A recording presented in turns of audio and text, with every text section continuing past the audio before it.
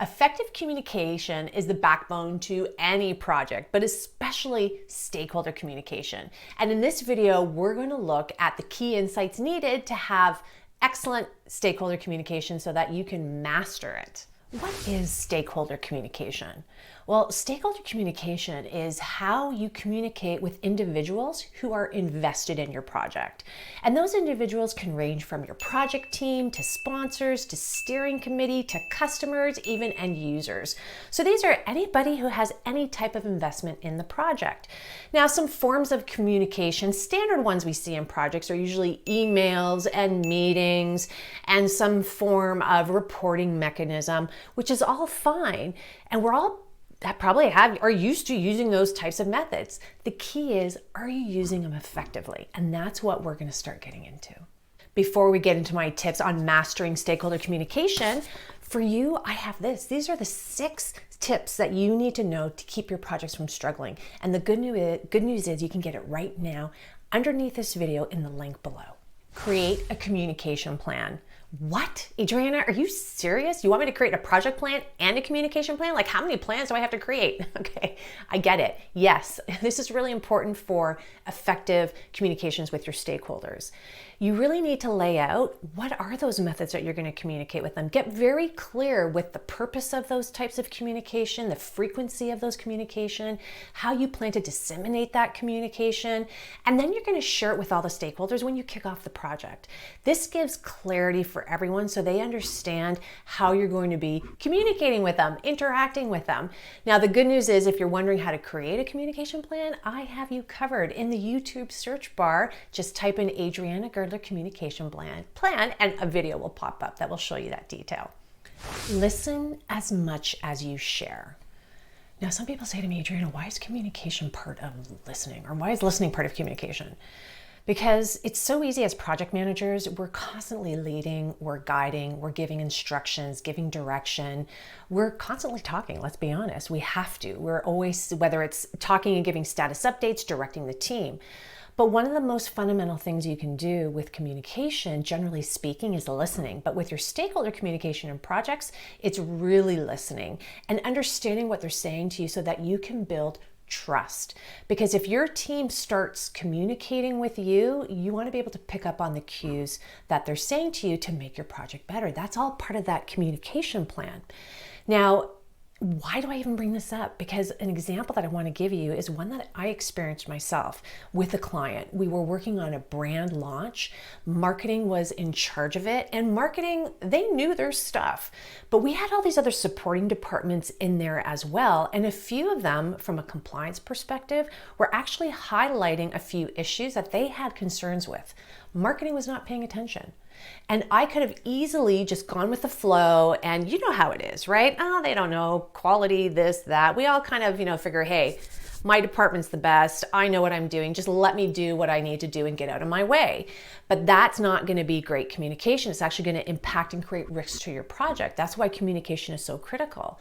And what I did is I actually had a sidebar meeting. I listened to what their concerns with because they actually didn't feel comfortable to bring it up in the meeting with marketing. And when that occurred, that brought up amazing things that were like, oh my goodness, we really have to consider this. And we had to do some course correction on some deliverables and dates, which was huge because if we did not do that, our risk would have come to fruition, which would have totally impeded the overall deliverable date. So that's why listening is extremely important and needs to be part of the effectiveness when you're looking to have really excellent communication with your stakeholders.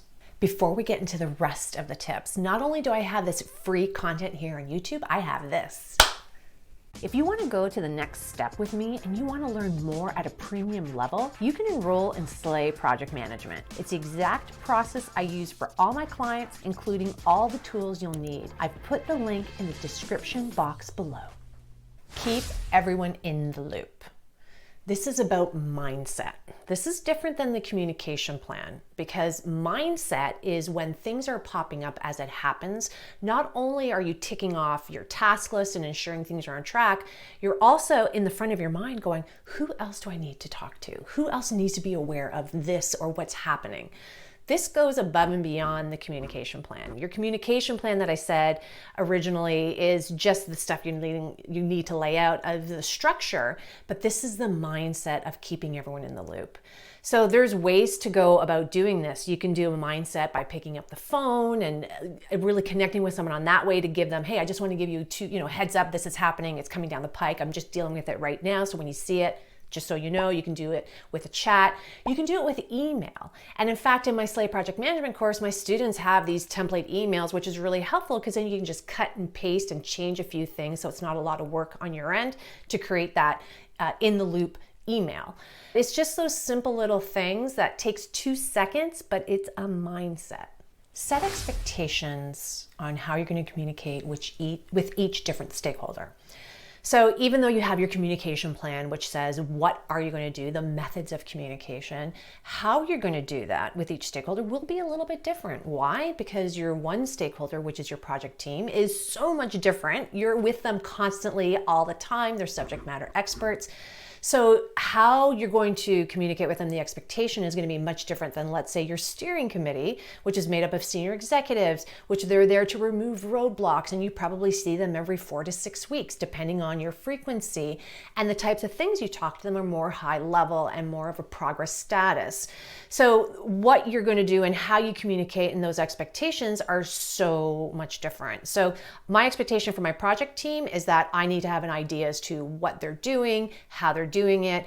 I need to keep them up to date. So I'm constantly talking to them every day. Whereas with, let's say, for example, a steering committee, I'm going to kind of gather all my stuff when I need to talk to them. And I'll only really interrupt our frequency and our method of communicating and the sequencing of it, the cadence, if I have a true emergency that needs their attention ASAP. So then they know, oh my goodness, Adriana just contacted me. She said this was like a red. We need to talk about it immediately. They will make time for me because of it, because those expectations are set up very clearly based on who they are. So how do we set up those expectations? You're probably asking yourself. Very simply, it's in your charter. So this is why your planning is going to be really important, and you want it in your charter, not only have your communication plan, but the expectations that you have with everyone as well. And when you do that, as you know, in my Slate Project Management course, you have them sign the charter. So that's how you're going to get it established at the beginning of the project. Don't forget to grab this guide. The link is underneath the video. I created it just for you. If you still have questions about mastering professional communication, well, don't worry. Check out this video here. Check it out. It's going to give you some additional information. Go click right now and watch. On that note, cheers.